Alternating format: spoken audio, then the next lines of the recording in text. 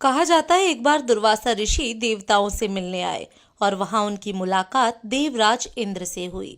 उन्हें देखकर दुर्वासा ऋषि बड़े खुश हुए और अपने गले से फूलों की माला निकालकर उन्हें पहना दी। लेकिन अहंकार में चूर देवराज इंद्र ने वह माला अपने गले से निकाल अपने रावत हाथी के सूंड में डाल दी। इसके बाद जो कुछ भी हुआ वह देवताओं के लिए किसी बुरे सपने से कम नहीं था और यहीं से नींव पड़ी हिंदुओं के सबसे बड़े पर्व महाकुंभ की। दोस्तों, महाकुंभ दुनिया भर में इकलौता ऐसा धार्मिक पर्व है जहां एक बार में लाखों लोग एक साथ इकट्ठा होते हैं। कहा जाता है कि महाकुंभ का दृश्य अंतरिक्ष से भी दिखाई पड़ता है और तो और इसे यूनेस्को ने भी वर्ल्ड हेरिटेज साइट करार दिया है। लेकिन यह महाकुंभ है क्या? इस शब्द का मतलब क्या है? इसका दुर्वासा ऋषि और देवराज इंद्र से क्या ही संबंध है? क्या इसकी कहानी समुद्र मंथन से जुड़ी हुई है? तो आइए आज आपको बताती हूँ महाकुंभ से जुड़ी हर बात जो आपको पता होनी चाहिए।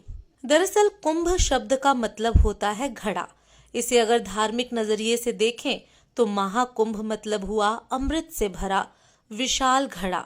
दोस्तों, इस पर्व को धूमधाम से मनाने के लिए भारत के 4 पवित्र जगह प्रयागराज, हरिद्वार, उज्जैन और नासिक में महाकुंभ का आयोजन किया जाता है। और इस बार यह मेला उत्तर प्रदेश के प्रयागराज में लगा है, जिसमें हिंदू धर्म के लोग काफी ज्यादा आस्था रखते हैं तथा देश विदेश से लाखों श्रद्धालु इस मेले में हिस्सा लेने के लिए भी आते हैं। इसके पीछे एक मान्यता भी है कि यहाँ स्नान करने से लोगों के सारे पाप नष्ट हो जाते हैं और उन्हें मोक्ष की प्राप्ति होती है। लेकिन यहाँ पर एक सवाल उठता है कि आखिर यह महाकुंभ का मेला 144 साल बाद इस बार क्यों लग रहा है और इसकी शुरुआत कैसे हुई? तो दोस्तों, इसके पीछे एक दिलचस्प और पौराणिक कहानी बताई जाती है जो हमने आपको वीडियो के शुरुआत में सुनाई थी। आइए उस कथा को जरा विस्तार से आपको समझाती हूँ। तो जैसा कि हमने आपको बताया कि एक बार ऋषि दुर्वासा जब देवताओं से मिलने पहुंचे तो उनकी मुलाकात देवराज इंद्र से हुई, जो अपने दिव्य हाथी इरावत पर बैठे अपने ही धुन में मग्न थे। इंद्र को देख दुर्वासा ऋषि काफी खुश हुए और अपने गले से फूलों की एक माला निकालकर उन्हें पहना दी। लेकिन अहंकार में डूबे इंद्रदेव ने वो माला निकालकर अपने ऐरावत हाथी के सूंड पर रख दी। अहंकार में चूर देवराज इंद्र को यह अंदाजा भी नहीं था कि उन्होंने कितनी बड़ी गलती कर दी है। ऐसे में अब यह गलती उन्हें और पूरे देवताओं को काफी ज्यादा भारी पड़ने वाली है, क्योंकि देवराज इंद्र का हाथी ऐरावत था तो आखिर एक जानवर ही, उसे कहाँ पता था कि दुर्वासा ऋषि कौन है और इस माला की क्या अहमियत है। क्योंकि देवराज इंद्र का हाथी ऐरावत था तो आखिर एक जानवर ही, उसे कहाँ पता था कि ऋषि दुर्वासा कौन है और इस माला की क्या अहमियत है।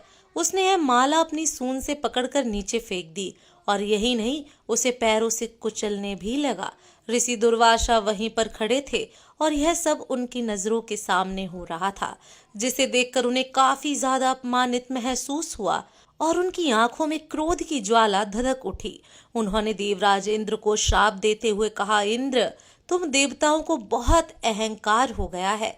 जा, मैं तुझे श्राप देता हूँ कि जिसके अहंकार में चूर होकर तूने मेरा तिरस्कार किया है, तेरी सारी वह संपत्ति, ऐश्वर्य और साम्राज्य तुझसे छिन जाएगा। ऋषि दुर्वासा का यह श्राप सुनकर इंद्र काफी भयभीत हो गए और उन्होंने ऋषि से माफ कर देने की गुहार भी लगाई। लेकिन ऋषि का यह श्राप बदला ही नहीं जा सकता था। फिर क्या, ऋषि दुर्वासा के श्राप का असर जल्द ही देखने को मिलने लगा।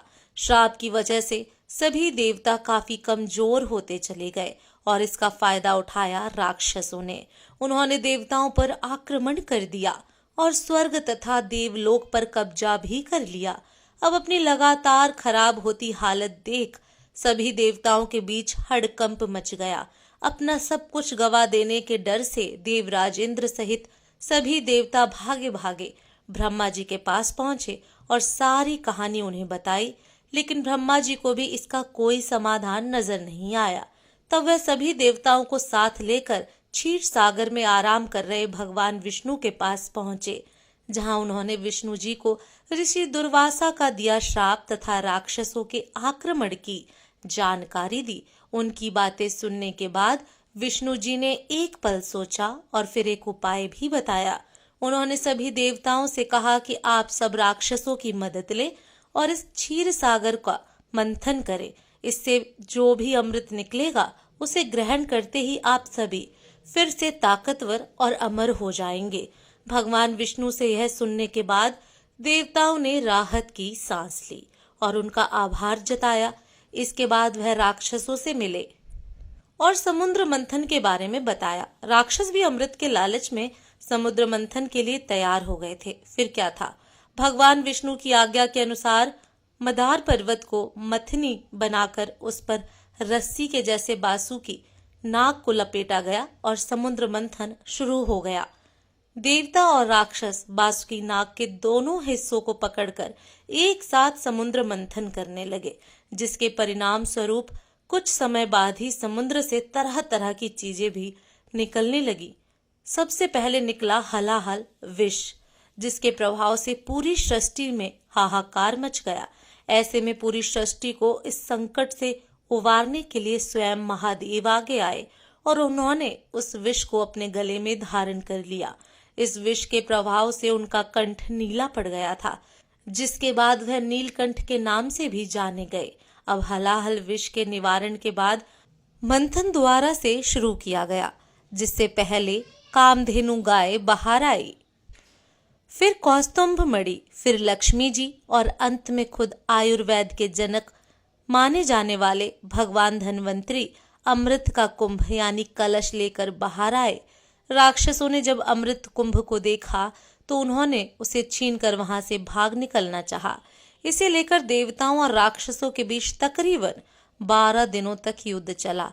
इस युद्ध के बीच मौका पाते ही इंद्र के पुत्र जयंत ने वो कुंभ लेकर भागना शुरू कर दिया। कहा जाता है कि उनके भागने के दौरान अमृत की कुछ बूंदें धरती के 4 जगहों पर नदी के किनारे गिरी, जिनमें प्रयागराज, हरिद्वार, उज्जैन और नासिक की नदी किनारे गिरी।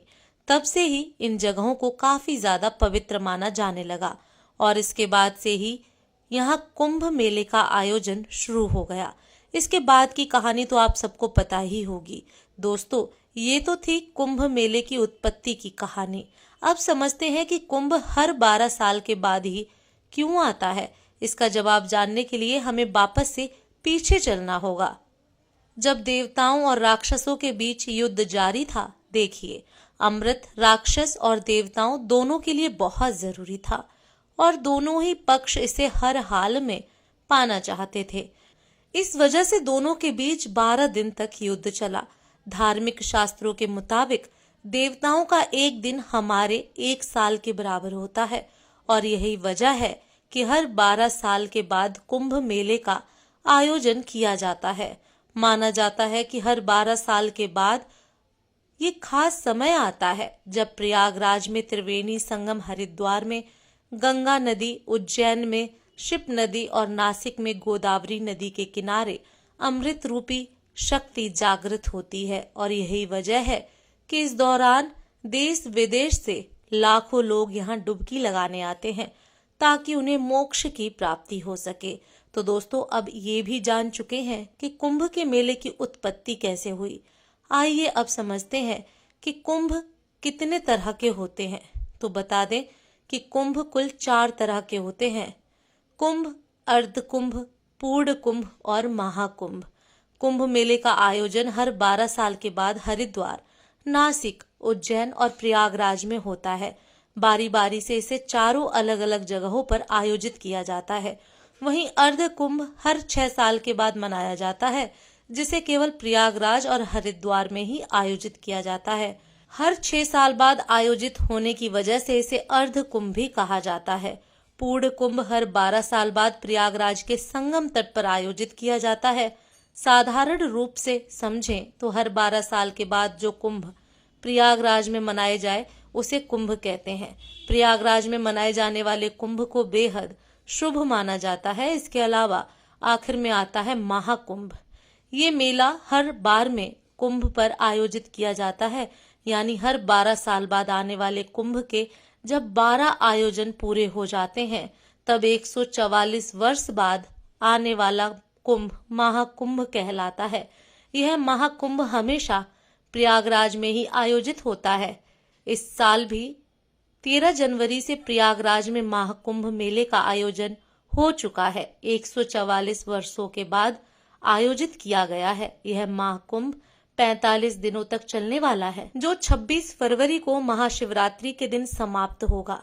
लेकिन अब सवाल उठता है कि महाकुंभ का आयोजन सिर्फ प्रयागराज में ही क्यों होता है? तो इसके पीछे कई मान्यताएं छिपी हैं। प्रयागराज को धार्मिक दृष्टि से काफी ज्यादा महत्वपूर्ण माना जाता है।